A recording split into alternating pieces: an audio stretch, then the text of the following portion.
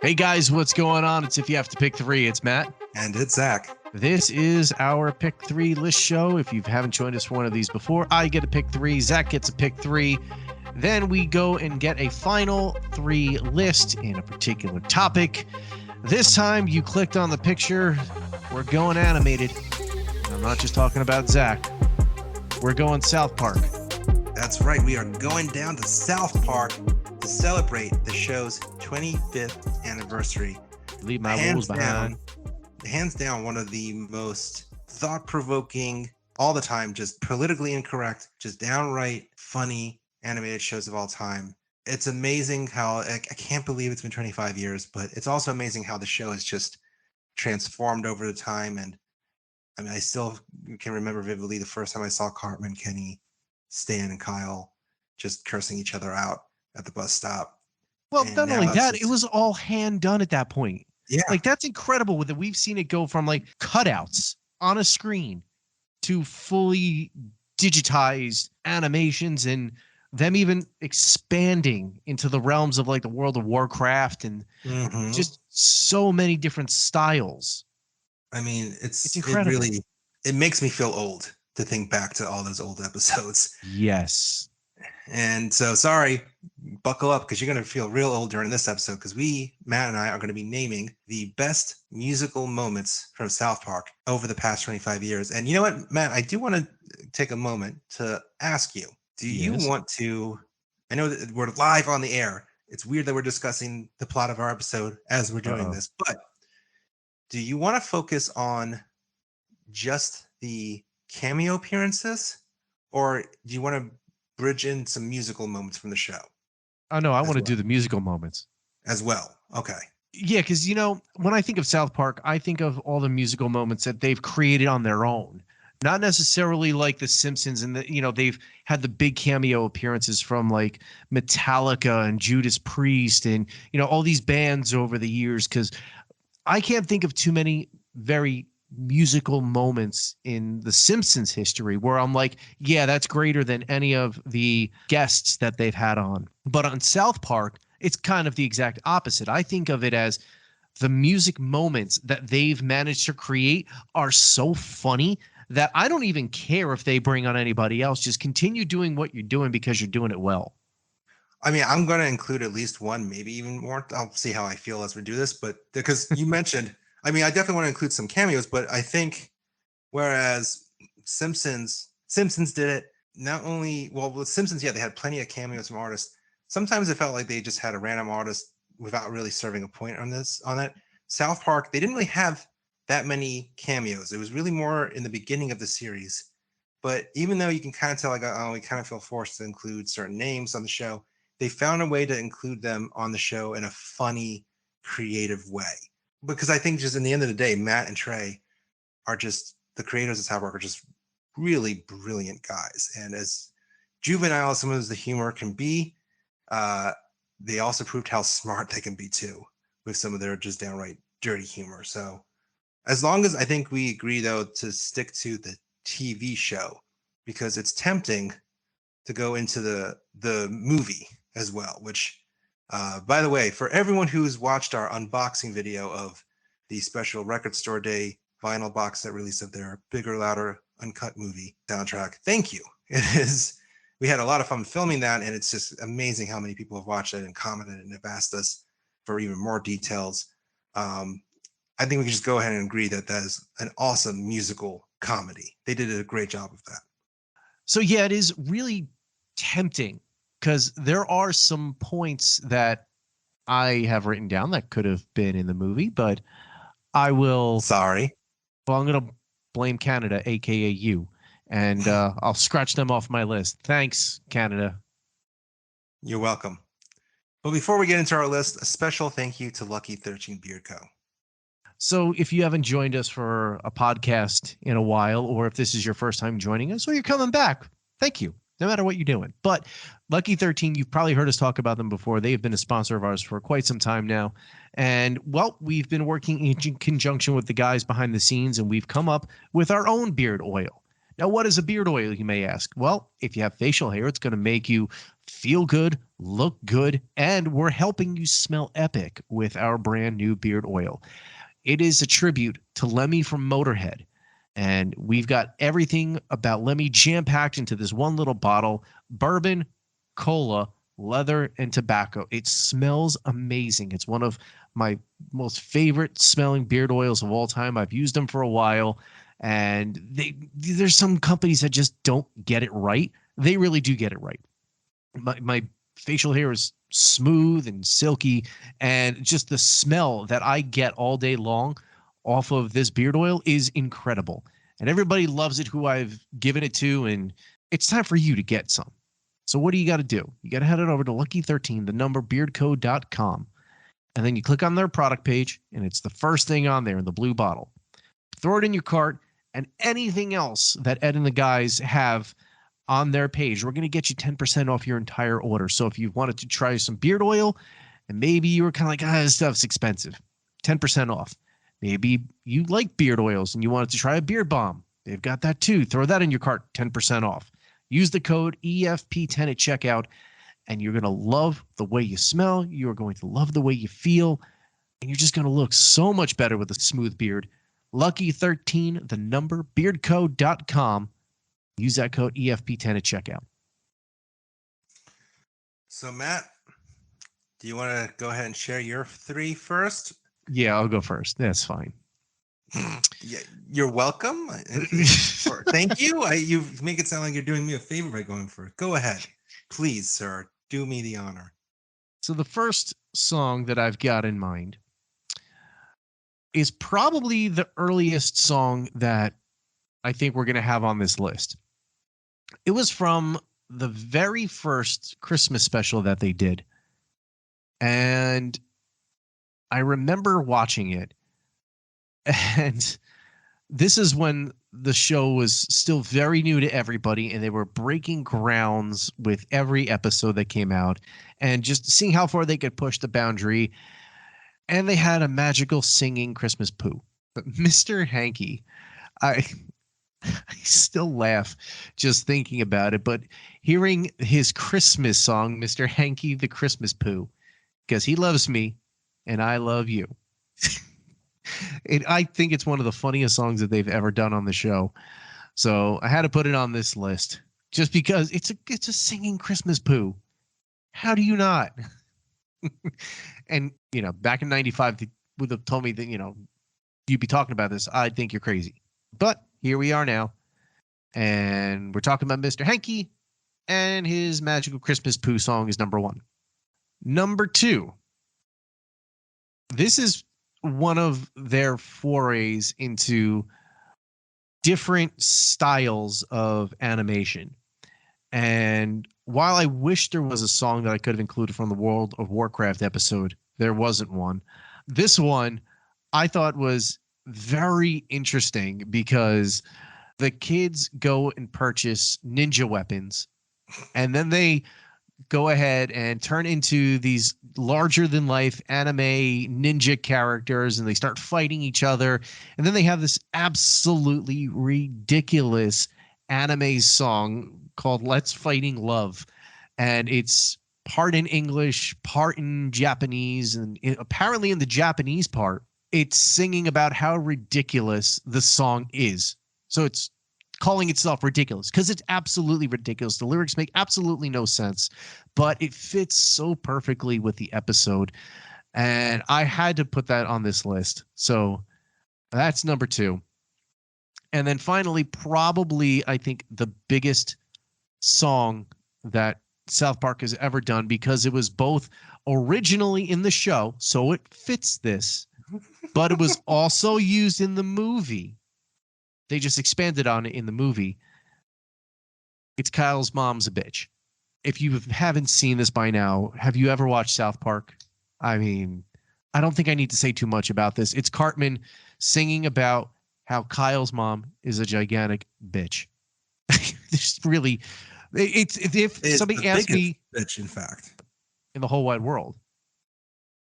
And if somebody had to ask me, well, I've never seen this South Park thing, what is it? I would either point them to this episode or that song in the movie, and that's South Park encompassed in a nutshell. So there you go. That's my three. Mr. Hanky, the Christmas Pooh song, Let's Fighting Love, and Kyle's Mom's Bitch. All righty. Well, let me get right into my three then. So the first one I'm going to go with. So as I kind of alluded before, early on in the series, they've had a fair amount of musical guests. They've had everyone from Robert Smith of The Cure fighting a giant robot version of Barbra Streisand. They've had Radiohead mock a kid for crying over the fact that Cartman ate his parents, or Cartman made him eat his parents. They've even had literally a Schiff Aid festival event where they've had everyone from Ozzy Osbourne to DMX to Elton John appear on the episode as themselves, which is no small feat. But I'm going to go with Korn's appearance on the show. Now, let me first set a picture here. It's 1999. South Park is the hottest, most controversial show on TV. It's the show that parents are dreading and don't want their kids to watch, but the kids are saying, screw you, I'm going to watch this. Korn is one of the biggest rock bands at the time, too. The fact that Korn and South Park were melded together for a single episode is like the perfect pairing at the time. But what makes that particular episode special is that, frankly, Korn didn't need to actually be there. They didn't need to have them voice the characters. It would have been funny even without each member voicing themselves, because the whole premise is that Korn are coming into town to perform a Halloween show, and it's basically just a Scooby-Doo episode. Imagine if literally Fieldy is Thelma. He even loses his glasses like Thelma would in a South Park episode, in a Scooby-Doo episode. They have a bus. They're solving groovy mysteries together. Just the concept alone that the scariest rock band at the time could even be pictured as something as innocent as Scooby-Doo is hysterical in and of itself. Add in the fact that the band actually voiced themselves, and if you actually watch some of the back history behind that episode being made, apparently they were kind of annoying to work with. Apparently, Matt and Trey said how they had to constantly tell Fieldy to stop complaining about being the Thelma of the group. It's kind of just funny. But again, just a really funny, clever concept to have this scary metal band be the Scooby-Doo Mystery Van group in it. And it's just a funny episode. It's from season 3, just a classic South Park moment. So moving on, my number 2 pick, I'm going to go a little bit later, closer to season 7, 2003. That now I'm saying that out loud. Holy crap, it's almost 20 years old. It seems more recent compared to the older stuff. But this is where the boys are trying to form a rock group, and they're trying to find a way to become big. And there's 2 interesting split plots going on in this episode. And it starts when Cartman goes, guys, let's start a Christian rock band. We'll sell millions of copies. And he starts to bet that he can get a platinum album before the boys do. So he forms a Christian rock band with Butters and Token. And it's just funny because like the whole idea is just ridiculous, and how he's taking songs about loving Jesus, just literally like taking love, like sexual love songs, and adding Jesus to every sentence. It's just really kind of funny. And definitely, I'm sure if you're a Christian rock fan, you'd be like, yeah, that's pretty funny and accurate. And then on the other spectrum, the 3 other boys, Kyle, Kenny, and Stan, they're trying to download music from Napster to get some ideas and inspiration. And they end up getting arrested and shown that, man, these rich rock stars have it so rough. Lars can only afford 1 mansion instead of 2. Oh, Mariah Carey, she has to go on the mini-sized private plane instead of the jumbo plane.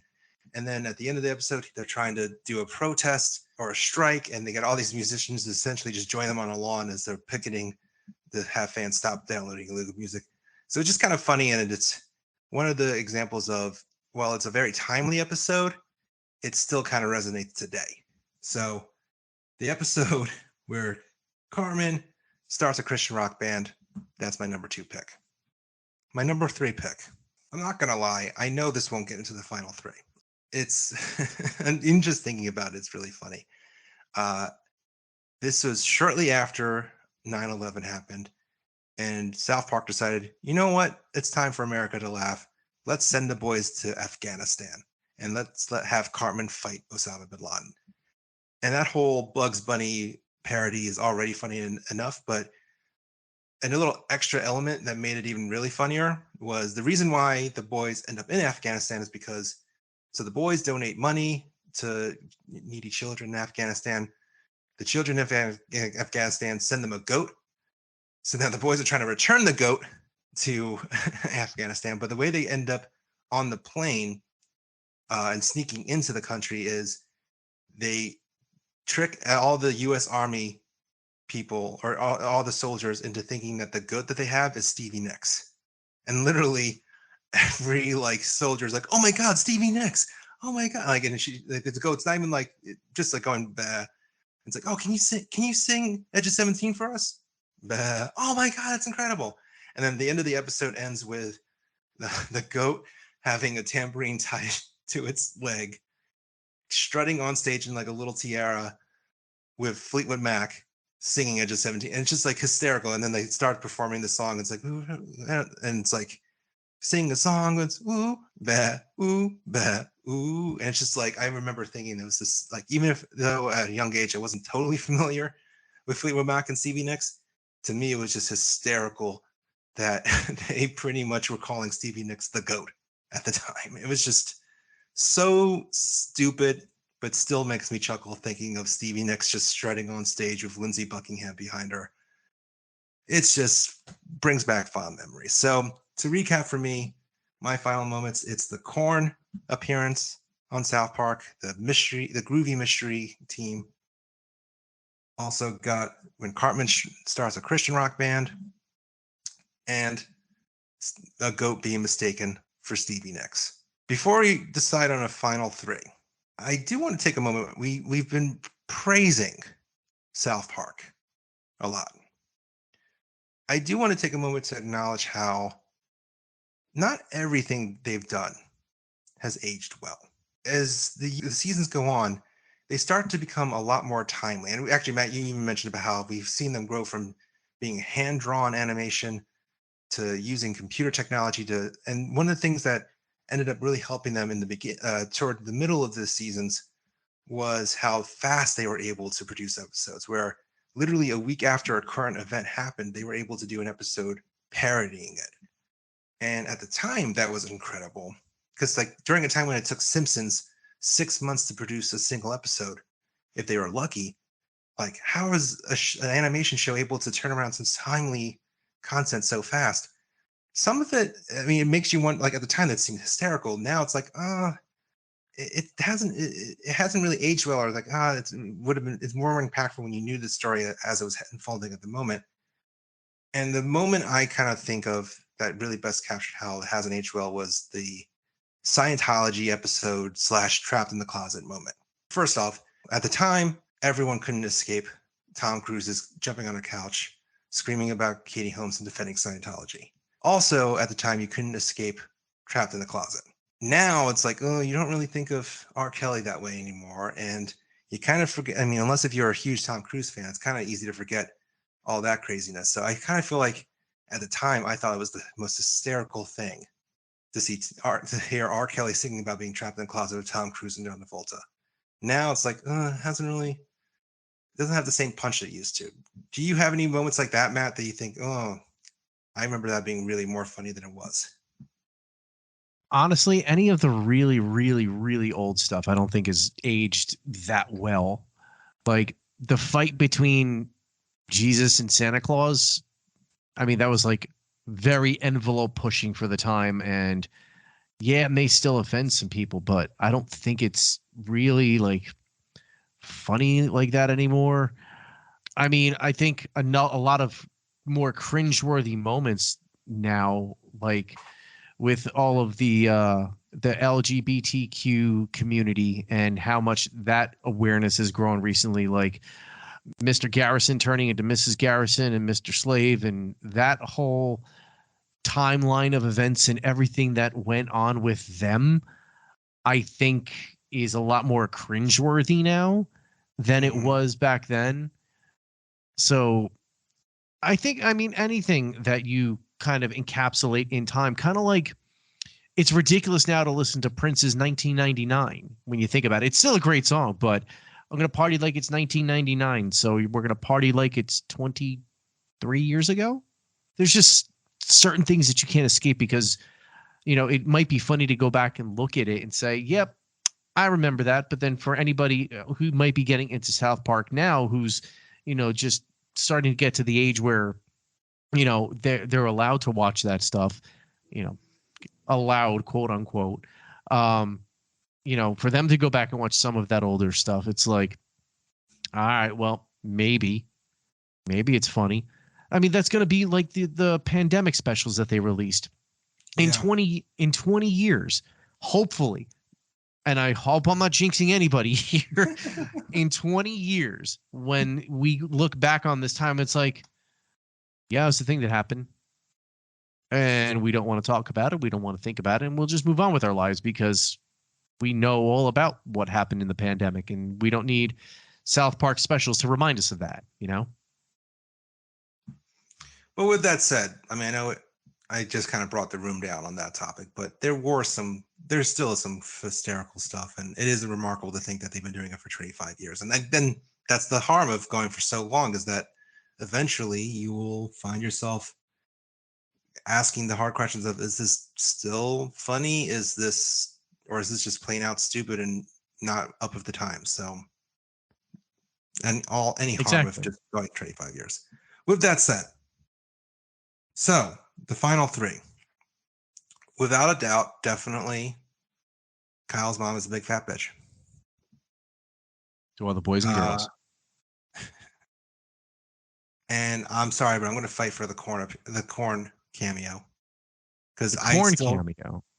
the corn appearance, I still think, even without the context of corn voicing themselves, it's still just a funny concept that's still really funny today. Because even if you only are vaguely familiar with corn, just knowing that, like, the way that they animated them, it's clear that it's a parody of Scooby Doo, but also a parody of this metal band that's coming into town.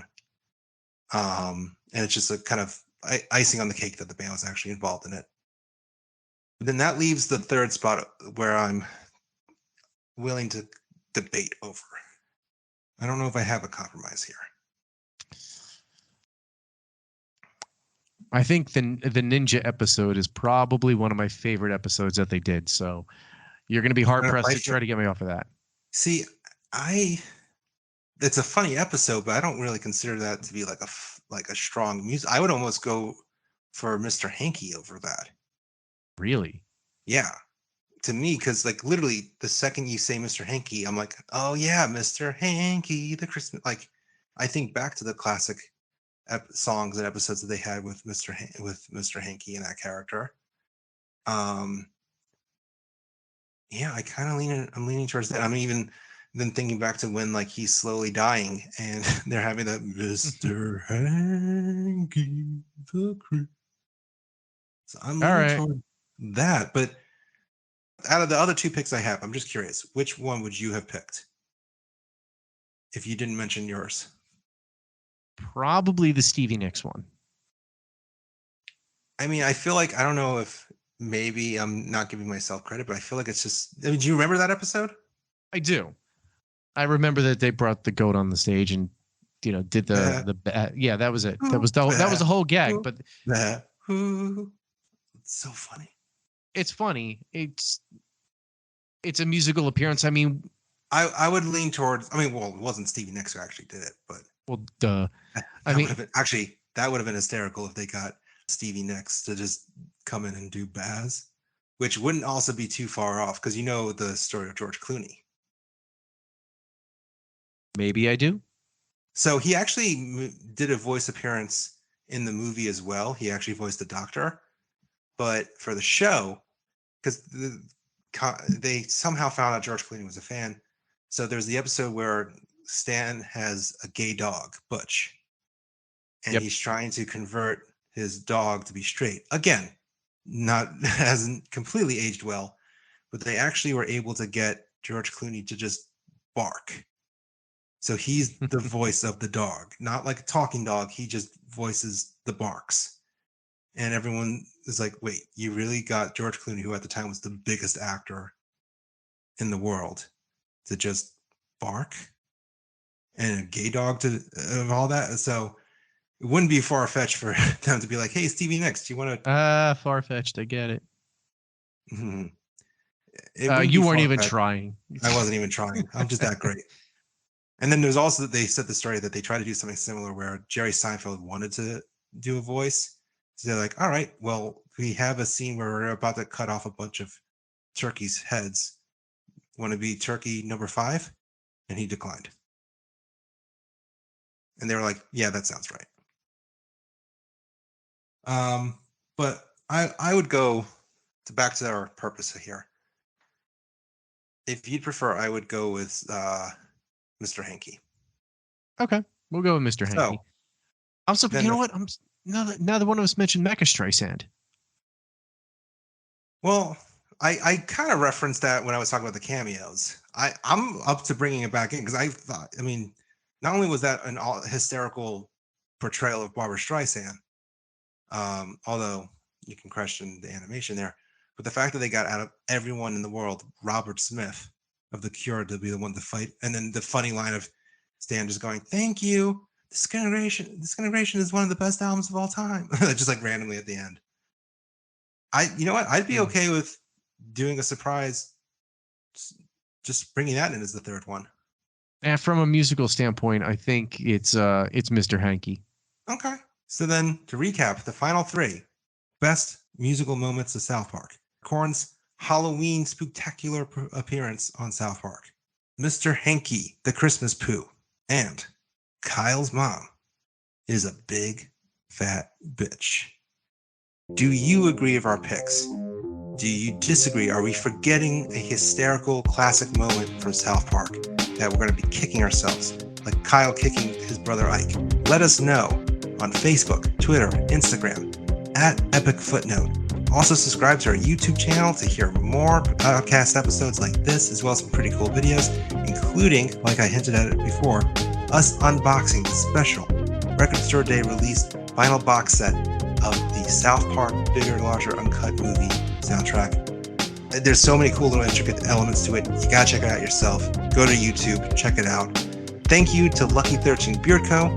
Go to lucky13beardco.com. Use the code EFP10 to get 10% off of amazing beard oils, including our Lemmy-inspired one. Also, thank you to Rootless Coffee. They produce some amazing coffees out of Flint, Michigan. They collaborate with everyone from podcast hosts to wrestlers to comic book artists, nonprofits to create some interesting blends. Use the code EPICROAST to get 15% off your order of some really delicious blends. Thank you for listening, and we hope you join us for another episode real soon. See ya!